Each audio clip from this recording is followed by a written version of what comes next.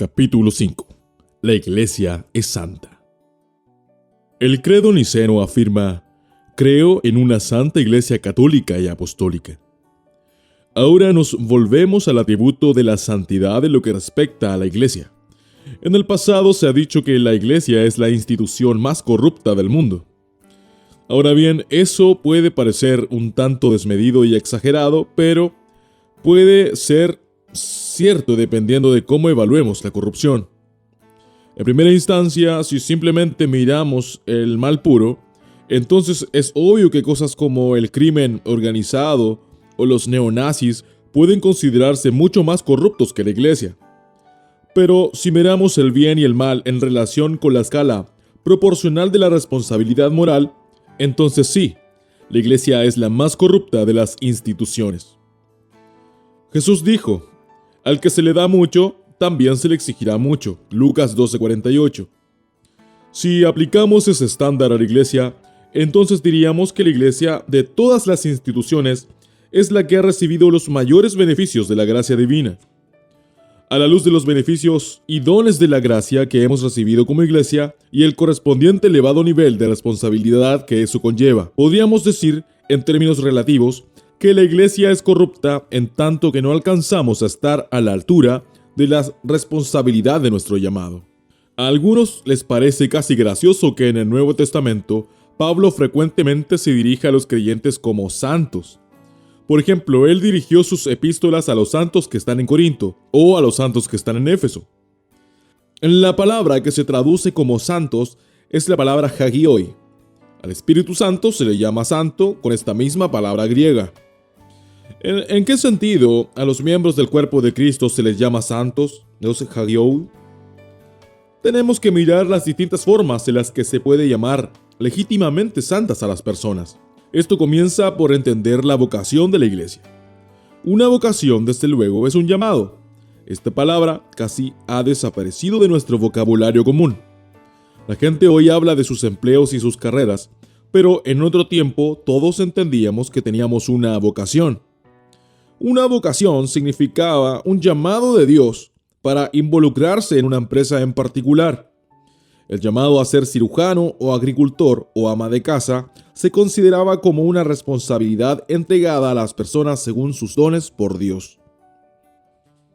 Toda la idea de vocación está integrada en la palabra bíblica para iglesia. En el Nuevo Testamento, la palabra griega que se traduce como iglesia es eclesia. De ese término griego proviene la palabra eclesiástico. Si miramos esta palabra y la descomponemos, vemos que eclesia tiene un prefijo y una raíz. No es necesario ser estudiante de griego para poder entender esta idea, porque el prefijo ek viene de ex, que significa desde o de. Además, la raíz principal de esta palabra viene del término griego kaleo, que significa llamar. Es muy cercana a la palabra castellana llamado. Si observamos el significado original de la palabra eclesia en la Escritura, vemos que etimológicamente significa algo que es llamado desde otra cosa. La razón por la que la iglesia se denomina eclesia es que ella es la compañía de personas que han sido llamadas por Dios desde el mundo. Después de que Jesús nació, Herodes intentó matar a los infantes y destruir a este rey recién nacido. El ángel del Señor advirtió a José en un sueño que huyera del país, y ellos descendieron a Egipto. Después de la muerte de Herodes, se le reveló a José que era seguro regresar a Palestina. Y así se nos dice que se cumplió la escritura: de Egipto llamé a mi hijo, Mateo 2:15, refiriéndose a un postrer cumplimiento definitivo de lo que Dios hizo originalmente en el Éxodo. Allí, Dios llamó a Israel desde la esclavitud en Egipto y adoptó a la nación de Israel como su hijo. En un sentido real, esta vocación de la iglesia comienza con este llamado de Dios, donde Él redimió una nación desde la esclavitud de Egipto. Pero hay un sentido aún más profundo. El cristiano y la iglesia, Israel en el Antiguo Testamento, así como la iglesia en el Nuevo Testamento, no fueron llamados por Dios meramente de Egipto, sino que fueron llamados del mundo. No que tuvieran que salir del planeta, sino que se trataba de un llamado a la santidad.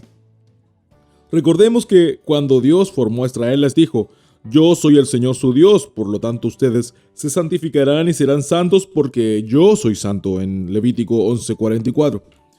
Mucho antes de que Pablo escribiera epístolas a los santos de Éfeso, Corinto o Tesalónica, la idea de que la iglesia era un pueblo que había sido llamado por Dios a la santidad ya estaba profunda y firmemente establecido en el Antiguo Testamento. La palabra santo significa ser distinto o ser apartado. Cuando uno es apartado, la persona es separada de aquello que es común y corriente, y es dirigida hacia algo extraordinario, algo fuera de lo común. Por supuesto, en las categorías bíblicas, eso significó que el pueblo de Israel, que fue llamado a la santidad, fue llamado a vivir conforme a un modelo, estándar o modelo de vivir, distinto al que es común en el mundo. En otras palabras, este fue un llamado a la piedad, a una forma de vida distinta. Lo primero que tenemos que entender cuando observamos la declaración "la iglesia es santa" es que la iglesia tiene una vocación santa, un llamado santo. La iglesia ha sido separada de cualquier otra institución y el pueblo de Dios ha sido separado del mundo para una misión específica. Ellos deben reflejar y reproducir el carácter de Dios. Esto significa que si somos parte de la iglesia invisible, estamos llamados a ser un pueblo peregrino. Es por eso que la Biblia enfatiza que estamos de paso, que somos peregrinos y extranjeros en el mundo. Además de esto, hay otro sentido en el que la iglesia es llamada santa. La iglesia es llamada santa porque sus miembros deben ser personas en las que habita Dios, el Espíritu Santo. Cualquiera en quien habite el Espíritu Santo es considerado santo o separado a ojos de Dios. La iglesia es la institución visible que Dios ha creado donde le ha placido que more su Espíritu. Ten en cuenta que el Espíritu Santo no es el único espíritu que encontramos en medio de la iglesia visible. Encontramos espíritus malignos y tenemos que probar los espíritus. Pero la iglesia es santa en tanto que el Espíritu Santo está presente y actuando en la vida de las personas que la componen. Es por eso que Pablo puede mirar a los pecadores y dirigirse a ellos como santos. En sí mismos, ellos aún son pecadores, pero si han sido regenerados por el Espíritu Santo, han nacido del Espíritu, el Espíritu Santo mora en ellos. Ahora son hagioi, los santos, los que están en el proceso de ser santificados. En respuesta a esto, escuchamos a las personas decir que la iglesia no es santa, sino que más bien está llena de hipócritas. La respuesta a eso debería ser: siempre hay espacio para uno más. Ninguno de los que estamos en la iglesia es capaz de llegar a practicar perfectamente las mismas cosas que profesamos creer. Los creyentes que son llamados santos son una comunidad de pecadores que están en el proceso de ser santificados. Somos hechura de Cristo. Cristo nos está moldeando a nosotros y está modelando a su iglesia. Él la está moldeando para que sea santa, así como las personas no serán perfectamente santificadas mientras no lleguen al cielo, tampoco la iglesia será perfectamente santificada mientras no sea glorificada. Hemos visto que la Biblia se refiere a la iglesia como la novia de Cristo. Un día veremos a esta novia vestida con su inmaculado e impresionante vestido de novia. Pero en este momento el vestido de la novia está dañado. Tiene manchas, salpicaduras y arrugas. Pero la promesa de Cristo a su novia es que Él va a quitar cada salpicadura, cada mancha y cada arruga, de manera que en el día final Él presentará a su novia al Padre en todo el esplendor de la perfecta santidad. En este momento somos una novia cuyo vestido está arrugado y manchado. Imagina que una novia se presente en la boda con su vestido de novia y uno piense: ¿cómo es posible? Ella debe haber tenido esa cosa tirada en un rincón como por medio año. Está todo arrugado. Ninguna novia llegaría hacia su boda.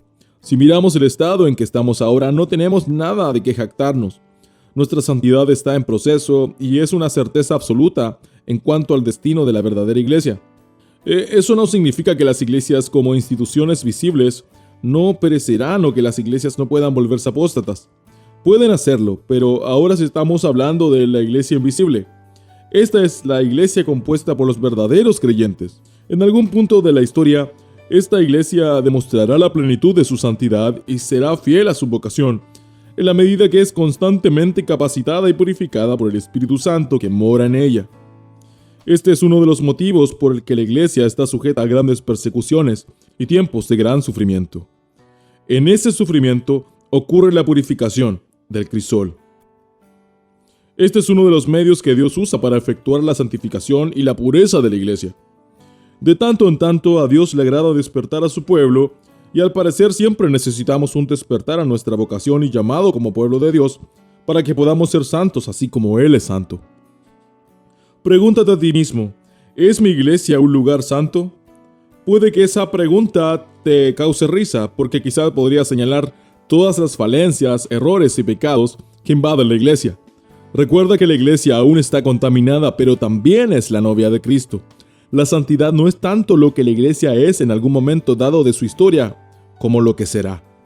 Nuestro propósito en el presente es ser un santo que está siendo santificado. Además, debemos ser aquellos que confían en los dones y las gracias del Espíritu Santo para ser fieles a la vocación que Dios le ha dado a la iglesia.